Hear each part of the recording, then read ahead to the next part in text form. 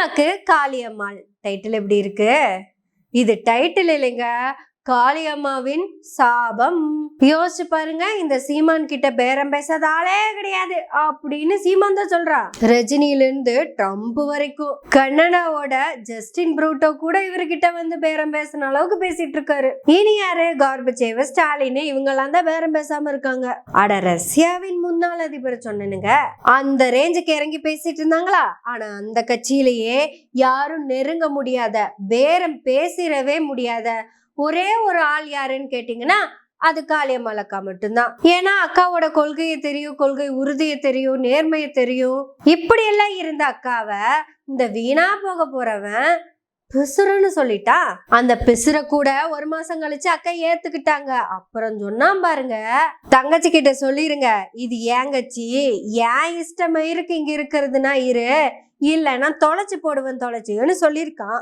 தெளிவுபடுத்திருங்க, தங்கச்சி நீ என்ன வேலை செய்யறான்னு எங்களுக்கு தெரியுது.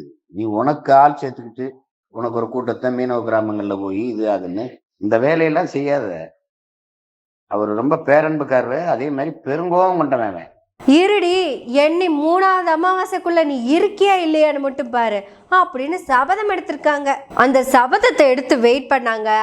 அடுத்த ஸ்டேஜ்லயே அன்னைக்கு அக்கா வெடிச்ச வெடி இருக்கே, இன்னைக்கு வரைக்கும் சவுண்டு கேட்டுக்கிட்டே இருக்கு.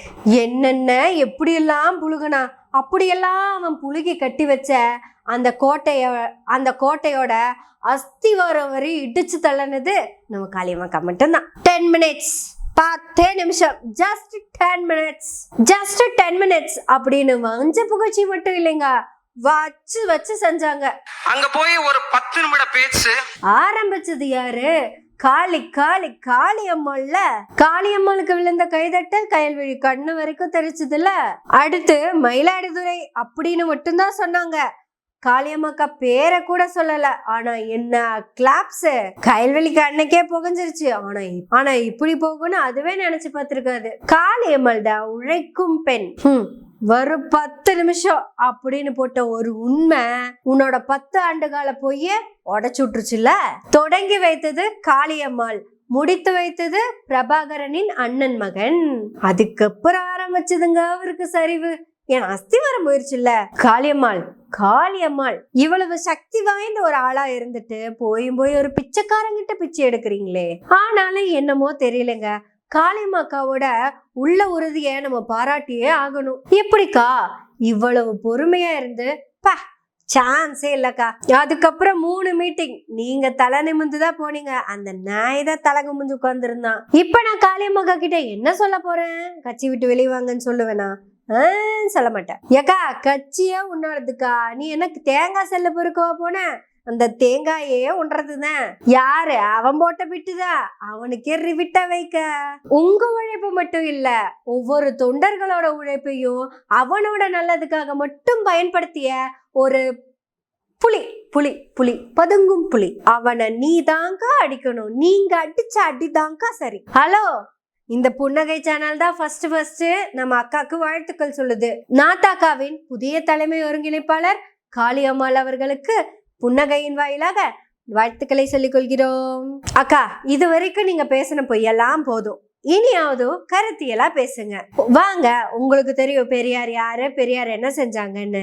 இந்த பொறம்போக்கு நாயி பணத்துக்கு ஆசைப்பட்டு எவன் காலையெல்லாமோ நக்கி இப்போ எவன் முன்னாடியோ போயிட்டு இருக்கான். நீங்க வாங்கக்கா, உங்க தலைமையில புதிய அணிய இல்ல, இதே அணிய கட்டமைங்க. கருத்தியலோடு நாம் சண்டை செய்வோம் மிக ஆரோக்கியமாக. நமக்கு எந்த தனி மனிதன் மேலையும் வெறுப்பு இருந்ததே இல்ல தந்தை பெரியாரின் வழியில், அது உங்களுக்கே நல்லா தெரியும். பிரபாகரனே போற்றிய பெரியார பணத்துக்கு வேண்டி மட்டும் இல்ல, சுயநலத்துக்கு வேண்டியும் பிரபாகரனவே பெரியாருக்கு எதிராக நிறுத்த வச்சிருக்காங்க. இப்போ இவங்க 2 பேர்த்தையும் எதிரெதிரா நிக்க வைக்கிறதுனால யாருக்கு லாபம்? இந்த நாய்க்கு மட்டும்தான் லாபம். அவங்க 2 பேர்த்துக்குமே தெரியாது இப்படியெல்லாம் ஒருத்த வந்து கேம் ஆடுவான்னு. ஏன்னா அவங்க 2 பேரும் உண்மையா உழைச்சவங்க. அவங்க 2 பேர்த்தோட உழைப்பையும் திருடி, உங்க உழைப்புகளையும் திருடி ஒருத்த இன்னும் உயிரோட இருக்கிறான்னா இந்த வார்த்தைக்கு வலி அதிகம். உணர்ந்தே தான் சொல்றேன். இத்தனை பேர்த்தையும் கொன்னு இவன் வாழ்ந்து என்ன சாதிக்க போறான்? நீ தான்க்கா சரி, நீ மட்டும் தான்க்கா சரி. நாங்க உங்களை நிறைய விமர்சனம் பண்ணிருக்கோம் நீங்க பேசின வார்த்தைகளுக்காக. அதான் இந்த 1000 ரூபாய்க்கு பிறந்தவங்கன்னு இவங்க கூட சேர்ந்தெல்லாம் பேசுனீங்கல்ல, அதெல்லாம் தப்புன்னு உங்களுக்கு தெரிஞ்சிருக்கும்னு நினைக்கிறேன். நீங்க உண்மையாலுமே தலைவர் பிரபாகரனை நேசிச்சிருந்தீங்கன்னா பிரபாகரனுடைய பையனே நேத்து பேசியிருக்காரு.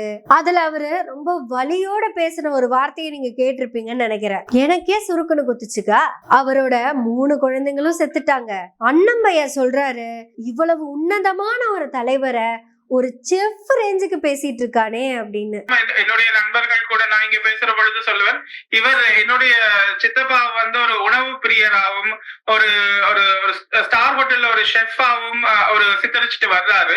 இப்படியான ஒரு விஷயத்த செய்யற பொழுது ஒரு தேசிய தலைவர் அப்படின்ற பெயருக்கே வந்து அசிங்கத்தை ஏற்படுத்திட்டு இருக்காரு. ஏன் இப்படி பண்றாரு அப்படின்னு ஆதங்கப்பட்டிருக்கிறோம் நாங்களே. அவருக்கு வலிச்சிருக்கு. நீங்க நேசிச்ச தலைவரை, மாபெரும் வீரனை செஃப்பாக்கனா உங்களுக்கும் வலிக்கணும்ல. அன்னைக்கு மாவீரர் நாள்ல நீங்க கூட சொன்னீங்களே, பிரபாகரன் யார் என்றால் பெண் புலிகளின் மாதவிடாய்க்கு கூட தீர்வை கண்டுபிடித்து மக்களை நேசித்த மாபெரும் தலைவர். நீங்க ஒரு தடவை கூட பிரபாகரன் இட்லி சாப்பிட்டாருன்னு சொன்னதில்ல. உலகத்துல யாருமே பிரபாகரனை இந்த அளவுக்கு அசிங்கப்படுத்துறது கிடையாது. ஏங்க, ராஜபக்சேவே அவர் இந்த அளவுக்கு அசிங்கப்படுத்துறது கிடையாது. சாப்பாடு போட்டி வச்சு சாப்பிட்டாங்க, ஆமக்கறி சாப்பிட்டாங்க, இட்லி கறி சாப்பிட்டாங்க. இதெல்லாம் இலங்கையில விடுதலை அடைஞ்சதுக்கு அப்புறம் தம்பி வீட்டுக்கு போய் அவங்க அம்மா கையால ரசம் வச்சு வேற சாப்பிடணுமாமா. அந்த மாபெரும் தலைவர் பிரபாகரனுக்கு சாப்பிடறதையும் சமைக்கிறதையும் தவிர வேற வேலையே இல்லைங்கிற அளவுக்கு சொல்லி வச்சிருக்கான். நீங்க தான்க்கா முடிவு பண்ணும். முடிவு உங்க கையில. எனக்கு நம்பிக்கை இருக்கு நீங்க கருணாக்கு காளியம்மாள்னு. நாங்களும் எத்தனையோ தடவை சொல்லி பார்த்துட்டோம், யாரும் கேட்கல. ஆனா உங்களோட அந்த 10 நிமிஷம் பட்டைய கிளப்பிருச்சுல. கருணாக்கு காளியம்மாளுக்கு வாழ்த்துக்கள். உங்களை புகழறதுக்கு நான் ஏன் இந்த வார்த்தையை பயன்படுத்தணும்? நல்ல வார்த்தையை பயன்படுத்துறேன். நாம் தமிழர் கட்சியின் புதிய தலைமை ஒருங்கிணைப்பாளர் காளியம்மாள் அவர்களுக்கு வாழ்த்துக்கள். அக்கா, எனக்கு கருணாக்கு மேல எல்லாம் நம்பிக்கை இல்ல, ஆனா உங்க மேல எனக்கு நம்பிக்கை இருக்கு. ஒருவேளை நான் சொன்னது பழிச்சு வச்சுன்னு வச்சுக்கோங்களேன், வாங்க 2 பேரும் டீ சாப்பிடுவோம், அது போதும். அந்த டீ கடை பெஞ்சில உட்கார்ந்தோம் அரசியல் பேசுவோம். ஆரோக்கியமான அரசியல், யாரையும் அசிங்கப்படுத்தாத அரசியல், தன்னலமற்ற சுயநலமற்ற பொது அரசியலை பற்றி புதிதாய் பேசுவோம். நான் வெயிட் பண்றேன் டீ கடை பெஞ்சில. நீங்க போறீங்க? கருணாக்கு இல்ல, ஆனா உங்க உழைப்பு தான் முக்கியம். உங்க உழைப்புக்கேற்ற சரியான அங்கீகாரம் இப்ப நான் சொன்னதுதான். மீண்டும் ஒரு முறை என் அக்கா காளியம்மாளை வாழ்த்துவதில் நான் பெருமை கொள்கிறேன். சரி, இப்ப இருக்கிறவன் என்ன பண்ணலாம் அப்படின்னு கேக்குறீங்களா? இவனால தன்னோட வாழ்க்கையவே இழந்த தம்பிகள் எத்தனையோ பேர் இருக்காங்க. அவங்க முடிவெடுக்கட்டும் இவனை என்ன பண்ணலான்னு. சட்டம் தன் கடமைய மெதுவா செய்யட்டும், தர்மம் தலையெடுக்கட்டும். ஆமா, ஸ்கிரிப்ட் ரைட்டர் உங்க 5000 என்ன வழியே யோசிச்சிங்களா? அது காளியம்மக்கா கொடுத்தாலும் கொடுப்பாங்க. நம்ம வருத்தப்படாதீங்க, காளியம்மக்கா திருப்பி கொடுத்துருவாங்க. இப்படி எதையெல்லாம் யாரெல்லாம் இழந்தீங்களோ தம்பிகளே, அத காளியம்மக்கா திருப்பி கொடுத்துருவாங்க. 10 நிமிஷம், வெறும் 10 நிமிஷம் 10 வருஷம் போய் இடிச்சு தம்சம் பண்ணிருச்சுல. அங்க போய் ஒரு 10 நிமிட பேச்சு. காளியம்மா காளியம்மாளே தான். புன்னகை வாழ்த்துகிறது, புன்னகையோடு வாழ்த்துகிறது. நன்றி, வணக்கம்.